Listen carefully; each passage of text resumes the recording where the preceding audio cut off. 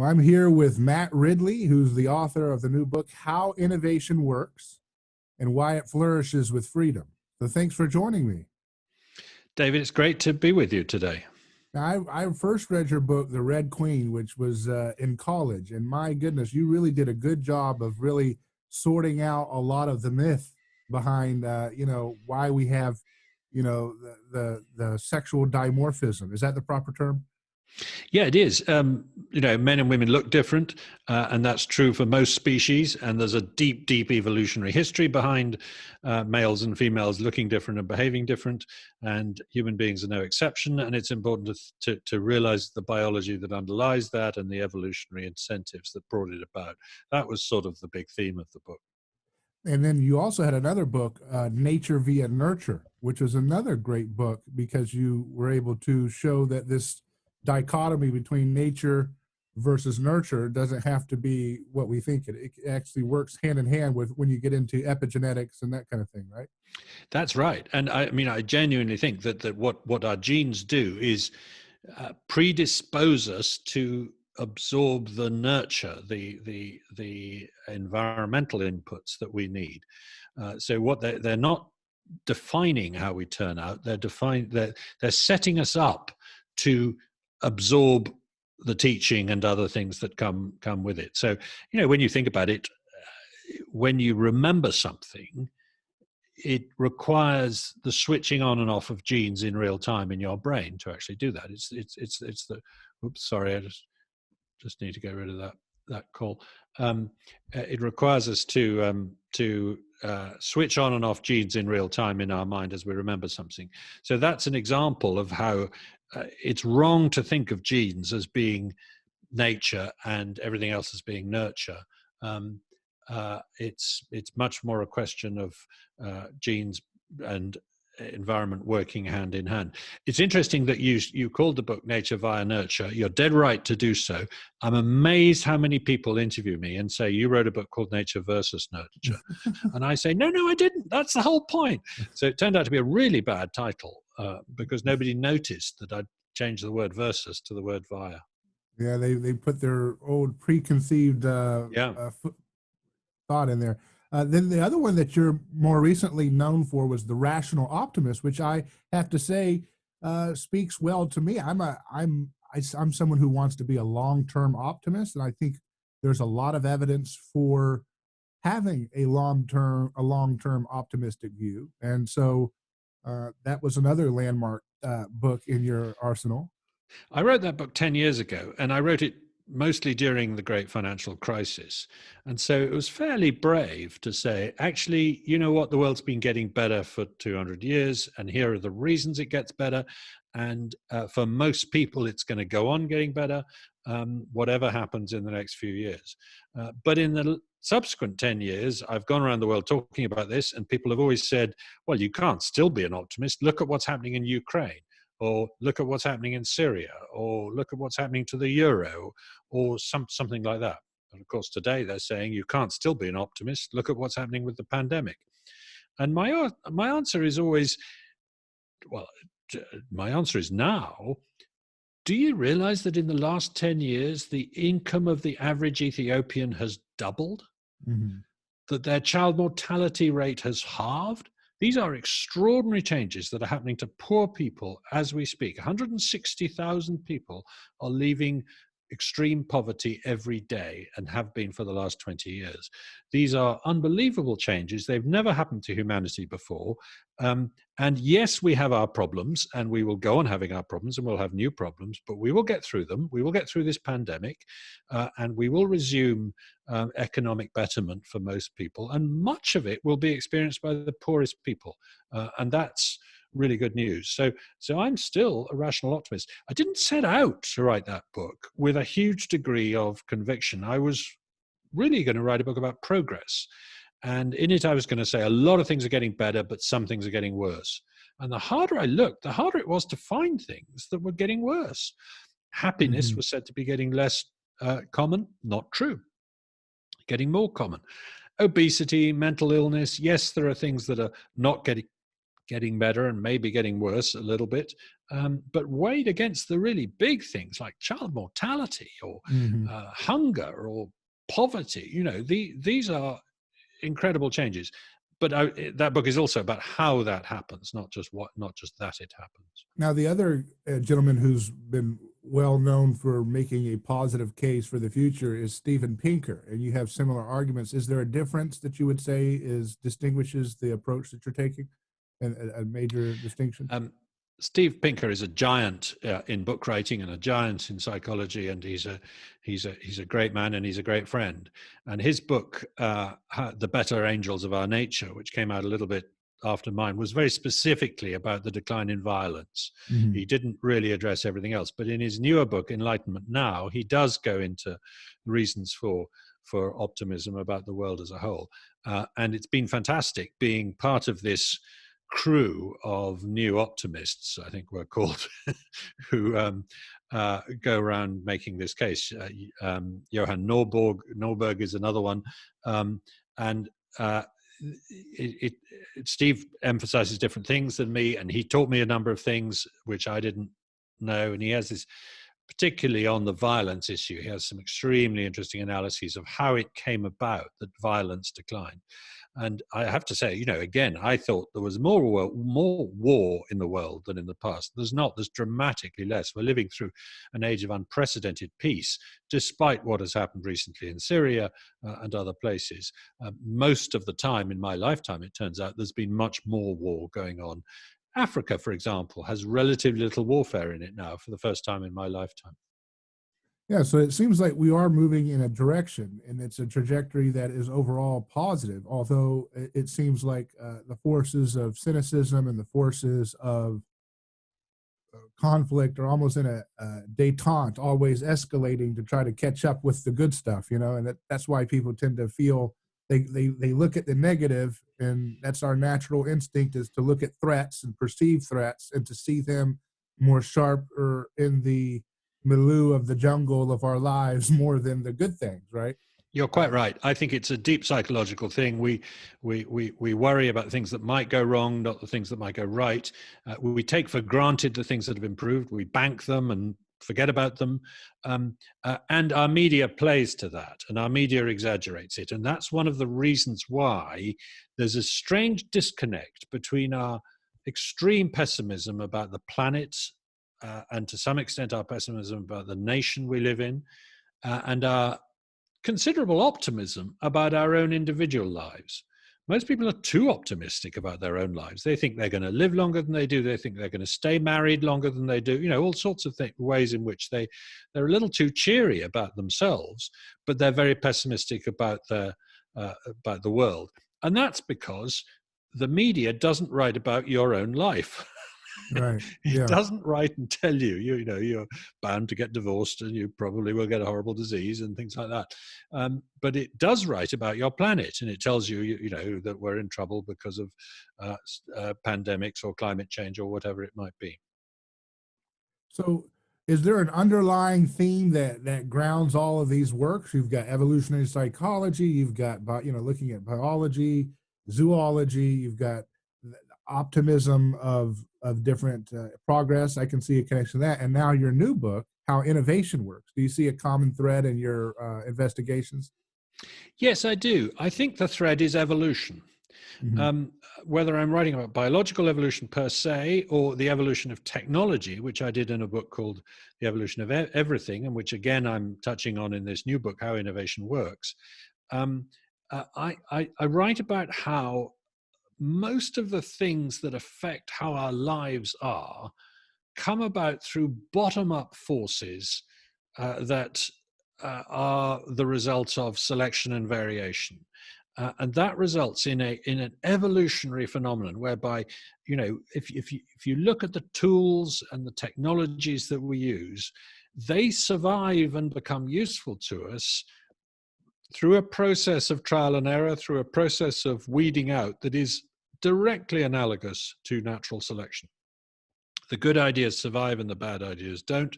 And that's how we build more and more complexity and prosperity into our world. So I've been homing in on human innovation as an example of the sort of outgrowth of an evolutionary phenomenon. And in this book, I really try and pin down what innovation is, why it happens to us and not to rabbits or rocks, and what its features are. Because and I try and bring it out through telling stories. I mean, people love reading stories. I love writing stories, and so it seemed to me the best way to tell this was to tell the story of the steam engine, to tell the story of the search engine, stories of vaccines, stories of vaping, all these different tales about how innovations came into the world, and then try and draw some themes out from them. And one of them is this importance of an evolutionary phenomenon. How about the story itself? Is story an innovation? You're absolutely right. The narratives have evolved over the years and will. And what was the 0 to 1 moment where someone first told their first story? Huh? And what was that like? Well, I wasn't there, but if you go back to Homer or as far back as you like, you can see the same themes, although actually, of course, there are differences because stories were meant to be recited and remembered. Yeah, oral tradition. Yeah, the oral tradition had a different pattern than the written tradition. And those oral tradition stories sometimes were very complex, and they were passed down to the T for many, many, many generations, and that was pretty powerful. The power of memory recall that we've kind of lost because we have information at our doorstep. Yeah, and by the way, when writing comes in, you get people writing, saying this is this new technology. The kids today, they don't know how to remember and recite stories anymore. They just write the damn things down. I mean, this is ruining their brains. All the stuff we hear today about modern technology. Have you looked at Marshall McLuhan's work about the idea that media, shapes the way our ecology? It has an extension of our human species when we have these different media. Yeah, I have, and I think building on that idea, I'm convinced that the technologies we use for communication have an impact on the way society works. And this is quite relevant today because just as printing unleashed the Reformation and the religious wars, and the most printed author in 16th century Europe was Martin Luther, and so he's using this new technology to start a revolution against the Catholic Church. So today, social media is changing the way we communicate. The way politics works is I'm afraid, polarizing us into different tribes, whereas television, on the whole, didn't do that. It was such an expensive medium that it tended to sort of pull us all back to a mushy middle, if you like. Radio, in the generation before that, was a divisive medium, like printing and like social media. And it played a surprisingly large role in the rise of the dictators. And I write the history of Marconi's inventions in that, and the degree to which Mussolini realized that Marconi was the person to whom he owed most in his rise to power. So I think, it's sort of like the Marshall McLuhan point that I think technology determinism is quite important in these areas. Yeah, and you mentioned the religious wars. Have you engaged with Tom Holland's book? He's got that new book, Dominion, which I interviewed him about, but it talks about the influence of Christianity in shaping the way the West would go on to make some of its unique, innovations and contributions in the world. Have you engaged that idea? I haven't read that latest book. I nearly always read all of Tom Holland's books. Yeah. His books are fantastic, and he's a friend.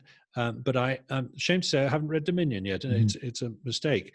But I start a little bit skeptical because, sure, Christianity has shaped everything we've done in the last 1,500 years because it's not allowed any rival philosophies to have a look in for most of that time. So, of course, it would have a big influence. But if you look at the period before we became Christian, there was a great flowering of knowledge and ideas. And I write in my previous book, The Evolution of Everything, about the suppression of Lucretius, this great sort of Enlightenment poet of the 1st century AD, who really hit on pretty well everything from atomism to natural selection in his poem De Rerum Natura. and mocked the idea that we depended on supernatural beings to create the order in the world. And it was the rediscovery of his poem that played a huge part in the Reformation and the Renaissance, and influenced people from Spinoza to Thomas Jefferson to a remarkable degree. So I start from the view, which I don't think Tom would share, that we might have been better off if we hadn't gone down the rabbit hole of Christianity for 1,500 years. Mm-hmm. Now, when you in your book, you distinguish between invention and innovation. Can you explain that a little bit? Yes, I think invention is coming up with a new prototype of a new device that has never been seen before, whereas innovation is making that new device practical, affordable, and reliable so that everybody wants to use it. And part of my argument is that it's the innovators who are just as important, if not more so, than the inventors. We talk about the inventors too much, and we don't talk about the innovators, the people like, frankly, Thomas Jefferson. Although he would have called himself an inventor, his main job was to take ideas and turn them into practical things that actually caught on, that went viral, as it were. So he's one of 21 different people who can claim to have invented the light bulb, but he didn't really invent it. He just caught the mood of people inventing it out there and said, I'm going to make a more reliable, better one than you. And he did 5,000 different experiments with 5,000. That's Thomas Edison, right? Yeah. Thomas Edison. Yeah. Did I call him something else? You said Thomas Jefferson. I was thinking. Oh my God! Yeah, did I? okay. Yes, I'm so sorry. That's a mistake. Thomas Edison. Jefferson was a Renaissance man too, though. So he was definitely a Renaissance man. But I meant Thomas Edison. I'm terribly sorry. Yeah. Somehow one does sometimes make mistakes like that. So he's a good example of an innovator, not an inventor. And perhaps another distinction, which has only just occurred to me in a conversation with someone else, is that the inventor has to understand the principles behind the thing he's developing, whereas the innovator takes the thing and can treat it like a black box. He doesn't need to understand how it works. He just needs to understand how to make it usable to people. Yeah, it seems like a lot of inventors don't end up getting any riches from their invention. It's usually the innovators who figure out how to take this thing to market that end up usually becoming the rich ones, right? There's a nice story told by Charles Townes, the inventor of the laser. It's about a rabbit and a beaver looking at the Hoover Dam.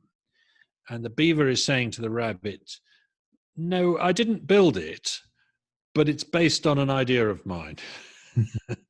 And I think that nicely captures the point that quite a lot of inventors feel like the beaver, that they deserve more credit, more reward than they get.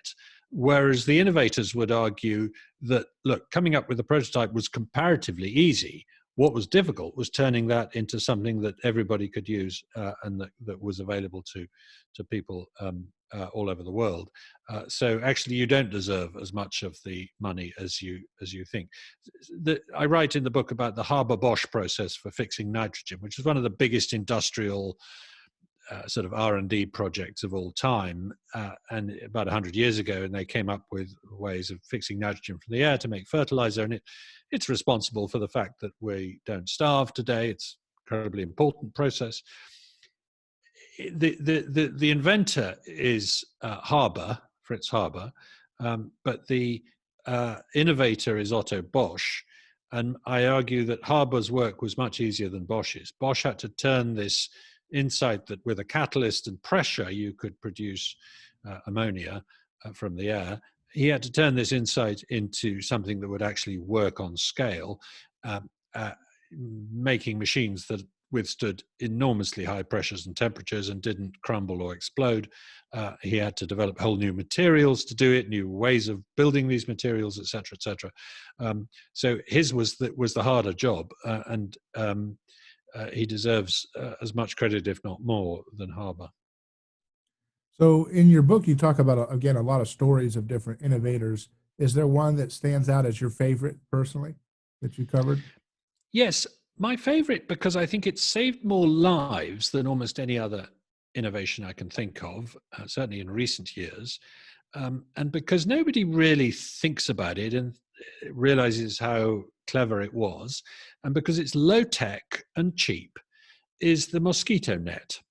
Not any ordinary mosquito net, but the mosquito net impregnated with insecticide. This came about as a result of a simple experiment in Burkina Faso in 1983, when mosquito nets were tested in specially designed huts where they could catch all the mosquitoes trying to get in and out of the huts, and measure the impact of a net on the mosquito biting rate. And they basically found that that a net was helpful, but a net with insecticide painted on it was unbelievably helpful because it acted as a deterrent.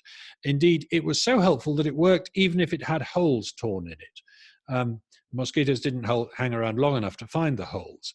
And the data was overwhelmingly powerful, and it sort of marinated into the scientific community as a result for a while, but it wasn't really picked up until the early 2000s, when the Gates Foundation said, you know what, this is the technology that could defeat malaria better than any other technology, particularly in an age when we have resistance to malarial drugs and we have resistance to insecticides, but if we're spraying them in the environment. And sure enough, it has saved about 70% of the lives that have been saved since then. And we're talking 4 or 5 million lives. That's extraordinary in the last 15 years. So that's my favorite example. And partly because when I set out to write about this innovation, I thought, well, where did this come from? You know, who had the idea? And I eventually tracked it back to 2 relatively obscure French scientists and a Vietnamese colleague and their African colleagues in Burkina Faso, and their experiment has never been translated into English. And I contacted them and discussed it with them, and so I'm proud of trying to bring that very simple little device to light. That's interesting. Now, you talked about Edison. Now, Edison versus Tesla has become a new kind of mythology in America, and at first, Edison was the one that was kind of in the textbooks, but then the way our history has moved, we like to look at the Minority Report and elevate the one who we perceived was the underdog, and that becomes Tesla. So now the story on the internet is that Tesla is the true visionary, and Edison was a vindictive man who was kind of blowing up animals with, using his demonstrations to scare off people to AC. What did you find out in that story? Did you look into that?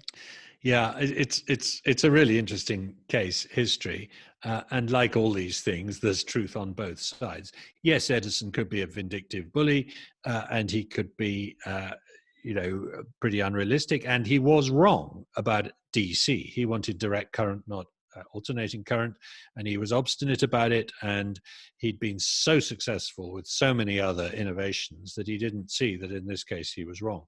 And he employed Tesla for a while, but then kicked him out, and I think Tesla left, and then Tesla, together with Westinghouse, proved to be right in the end about that issue.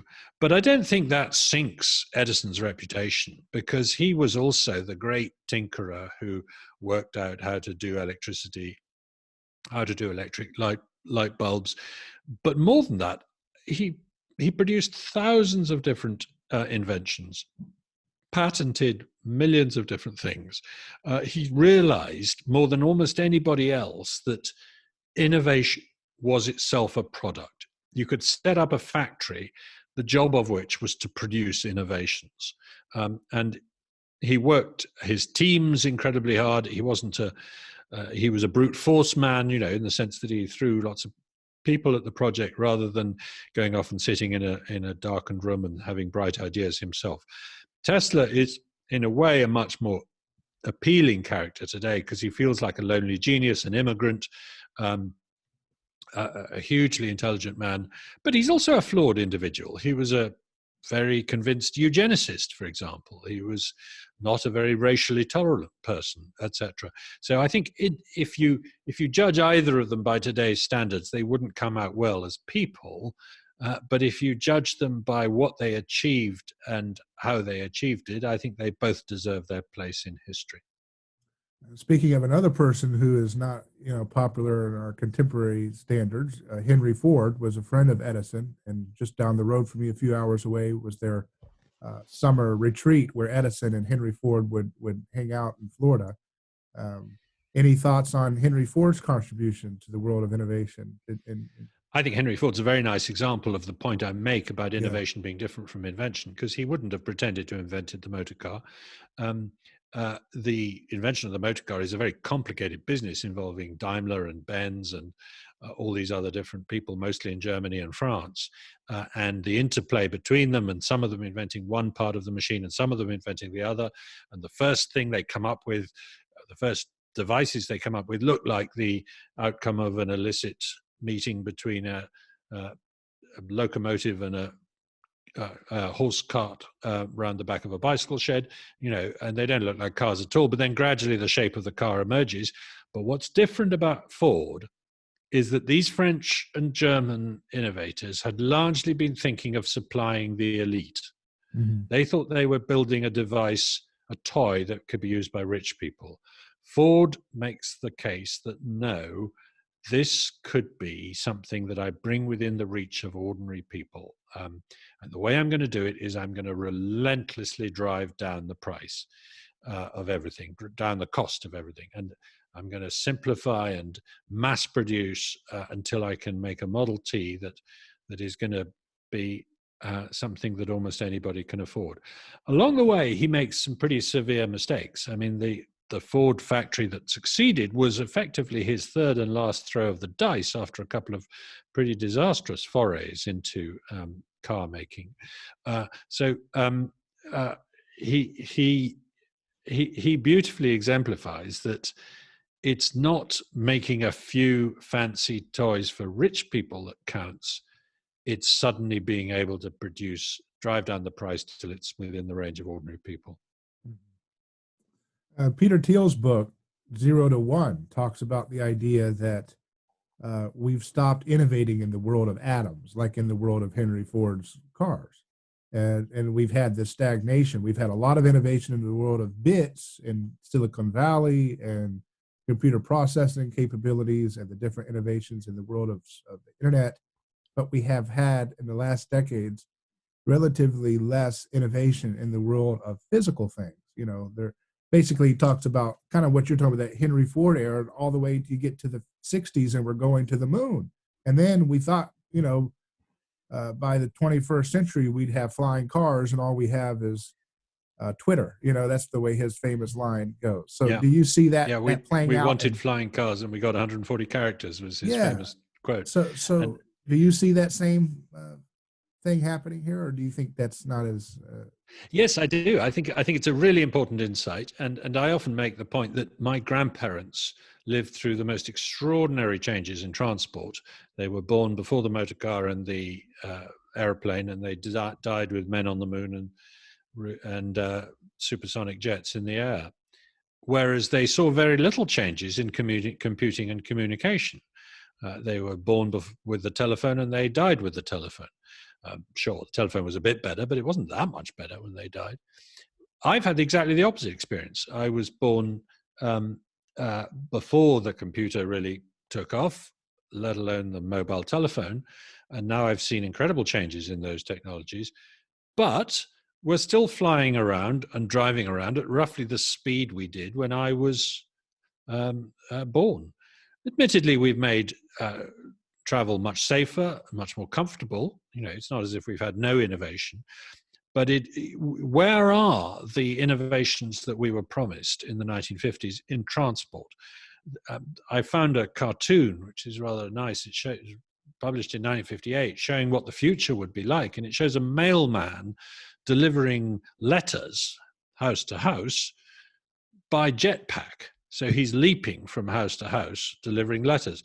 Well, of course, this misses out not just the fact that we don't have jetpacks, but that we do have email.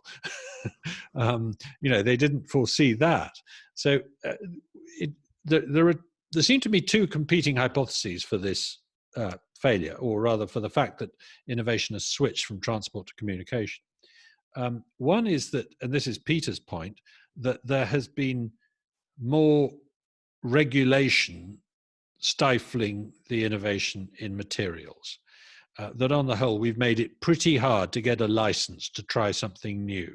When you're building a medical device, say, you need several years to get a permit. During that time, you say, no, I'd rather go and invent a new software program. I can do that instantly. The other theory is that we just hit some kind of limit in the physics of transport, which we haven't yet managed to breach. And we'll come back to it when we can breach it. But meanwhile, the interesting action has switched to the digital world where we can do things. I think some evidence for Peter Thiel's view of this is provided by the way regulators regulated, on the one hand, cellular telephony, and on the other hand, online e-commerce. So if you look at cellular phones, they wouldn't release the spectrum for the use of cellular telephony for decades until they suddenly started doing so in the 1980s.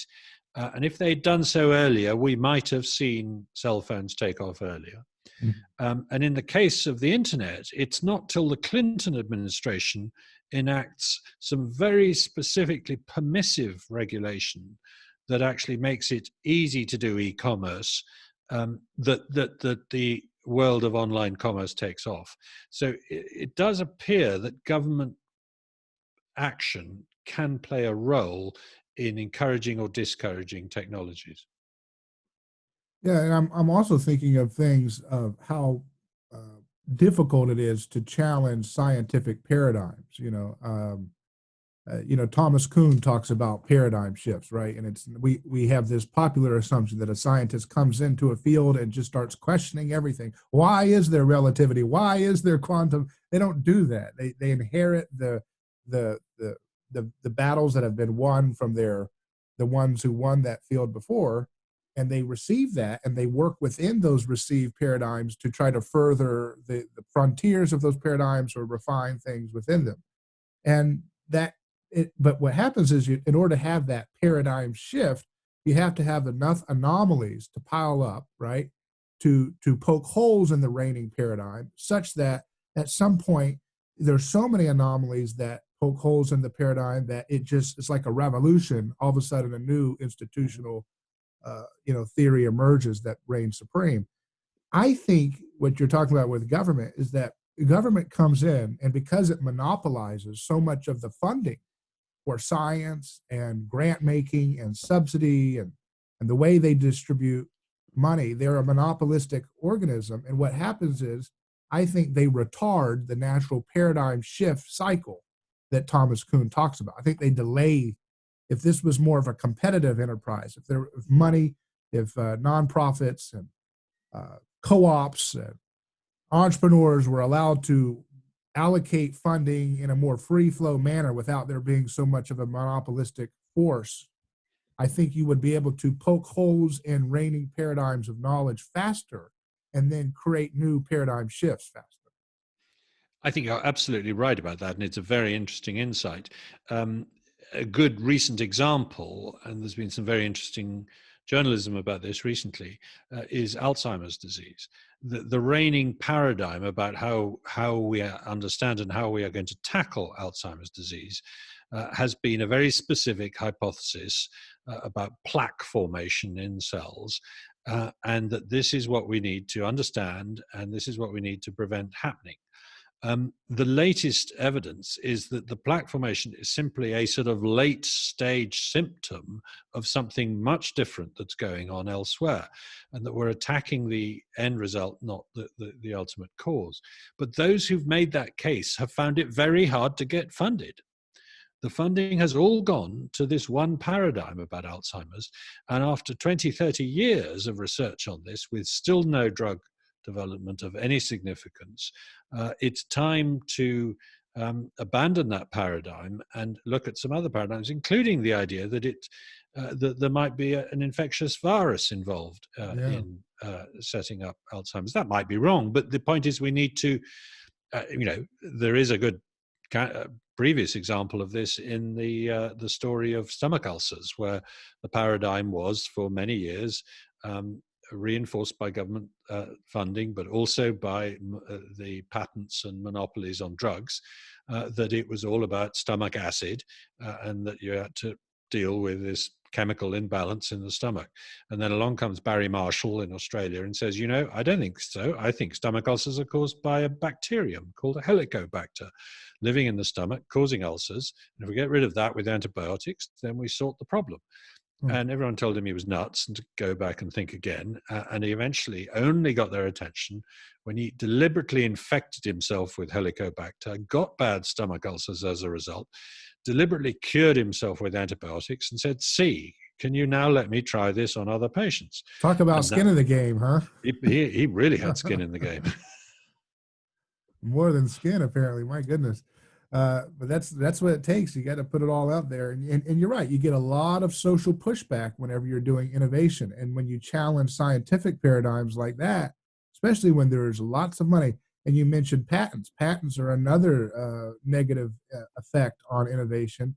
I think that, for example, you mentioned the Alzheimer's. I think Dr. Mary Newport in Florida would be someone that would back you up on what you're suggesting with Alzheimer's in her research. I think cancer is another one. Cancer has been primarily focused on as a genetic disease. And, Nixon declared war on cancer since the 1960s with that genetic disease paradigm. And where are we going here?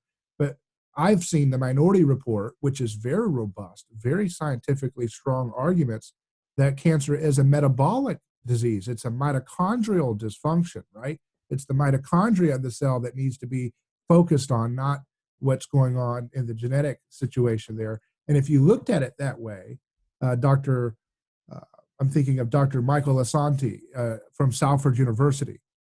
He's got 90,000 citations, 363 peer papers. He's become a friend of mine. And, he has used ordinary generic antibiotics like doxycycline and azithromycin, FDA-approved generics, to have tremendous effect on cancer stem cells. And based on this mitochondrial approach, it takes on the mitochondria in the cells. And, think about that. Hundreds of billions of dollars we're spending on cancer research, all going towards a genetic paradigm. But here's this not patented. So it means it's dirt cheap. You don't need government health care or private insurance to pay for it. If it's an antibiotic that costs $1, doxycycline, azithromycin. And yet there's very, very little funding in that direction to actually see that out and do the proper double-blind studies. He did an early trial in Italy where they did it on breast cancer patients, and it had tremendous effect with using a small dosage of azithromycin, also known as Z-Pak, and doxycycline. But that's an example of, here's this big thing we all want to tackle. And how much more happier would our society be if we could say, we beat cancer? Wouldn't that be a nice thing? How would that change? You talk about innovation helping us. Think about the psychological relief that us in our lifetime being able to say we have really conquered cancer, and it doesn't break the pocketbook to do it. Wouldn't that be a wonderful effect for our society? I mean, I don't know very much about that particular story, so I can't judge. But it's certainly true that if you come along with a really cheap solution to something, a bit like the mosquito net that I talked about earlier, then you haven't got that many people with a vested interest to back you up, because nobody's going to make very much money out. Nobody made money out of the mosquito net. So let me give you another example. This guy, Ignaz Semmelweis, in the 19th century, said, you know what, in the hospital where I'm working, I don't think it's a great idea for doctors to go straight from doing an autopsy on a woman who died of childbirth fever to delivering children in the ward upstairs without washing their hands. Because this might be just a simple matter of, and that might be why the babies delivered, the pregnancies of the babies delivered by the doctors are resulting in far more childbirth fever deaths than the ones delivered by nurses. Because you're not washing your hands after doing autopsies on people who died of this disease. And so he said, please, will you surgeons all wash your hands? They were furious. He was drummed out of polite society. His career was destroyed. And there was huge resistance to his ideas, but he was absolutely right. And, you do get these Semmelweis moments in medicine. today. I suspect we're going to get one out of this pandemic. Something really cheap, might be to do with vitamin D, for example. Vitamin D. There's quite good evidence that that the people who are getting really bad doses of this pandemic are people whose vitamin D levels are low at the end of winter, which is one of the reasons that these things are so seasonal. So, that would be great, but no pharmaceutical company is going to make a fortune out of that. Vitamin D is very cheap. And there again, that's where, free markets get scapegoated for that. But it's not free market's fault. It's actually the rigged government regulation which creates that condition. Because, in America, it costs $1 billion to get FDA approval. It costs 10 to 15 years and $1 billion investment to get a drug FDA approved. So how that de facto eliminates anything that's natural that can't be patented, because what person would say, hey, I'm going to spend $1 billion on the finest double-blind studies for vitamin D, and then everybody and their brother can sell it afterwards and make the claim that I helped prove, So there's. I think you're right about that. I mean, that doesn't mean that one should fall for every quack theory about supplements or everything else. There's an awful lot of nonsense talked about that too by people who. But what happens is it retards knowledge, because you can't see. The money flows towards things that can be patented, both in the private sector and the public sector, because of the incentive to say the only thing that can be made a medical claim about is something that can be patented. That's the only thing that can afford the FDA approval process. So therefore, all of the scientific double-blind studies, everything goes into that field of something that can be patented, rather than looking at natural stuff, to the point where we've all been conditioned to say, if someone's saying something naturally could help you, we instantly think quack. We instantly think crank. Because, again, there are lots of those, but it wouldn't be so if there was a more free market, because we'd be able to do those double-blind studies. Because one of the things that people don't understand, and I think you touched upon a little bit, is that just because something is a market-driven thing doesn't mean it has to be obscene profit margins, because part of the market is the consumer, and consumers don't want to be sick. And they're going to drive towards a solution, even if it's dirt cheap, if that's what solves the problem. So it's not about obscene profits in a market. It's about solutions that work, and the public having access to them, No, you're dead right. And I very much in the book come down skeptical about the patenting system generally. I think it's gone far too far. I think it's largely a hindrance to innovation, not a help. The empirical evidence is very strong on this. If you look at countries around the world that strengthened their patent system, they didn't get an uptick in innovation. If you look at the equivalent in intellectual property copyright, the collapse of the ability to enforce copyright in the music industry as a result of pirating and streaming has not resulted in a collapse of innovation in music. I think we can all agree on that. It turns out that you don't need to be able to sit back and make an absolute fortune out of a song for you to be interested in trying to make a song. And likewise, copyright for the written word. If my book sells a gazillion copies forever, every year, which I hope it does, my grandchildren, if I have any, will be making money out of it 70 years after my death. That's outrageous. Yeah. What did they do to deserve that? Yeah. Well, that's what happens though when, this I believe that's the reason why we have government healthcare, is patents. If we got rid of the patents, so government creates I know that you can make an argument for it too, but just for the sake of argument the other way, if you didn't have patents, then you wouldn't need to have government healthcare, because patents are the things that make these drugs and things so obscenely expensive that ends up forcing people to say, well, I can't afford this. I need government to save me.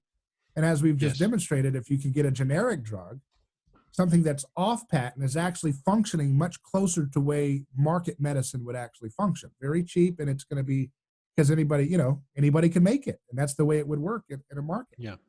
So I think what you're doing here is very important. I want to land the plane here just by kind of getting people to see, well, you mentioned freedom is the context by which innovation flourishes. So how can we, I mean, you're in the House of Lords in the UK. Is there an appetite to do some of the things that you're suggesting where you're at, or is this just pie in the sky right now?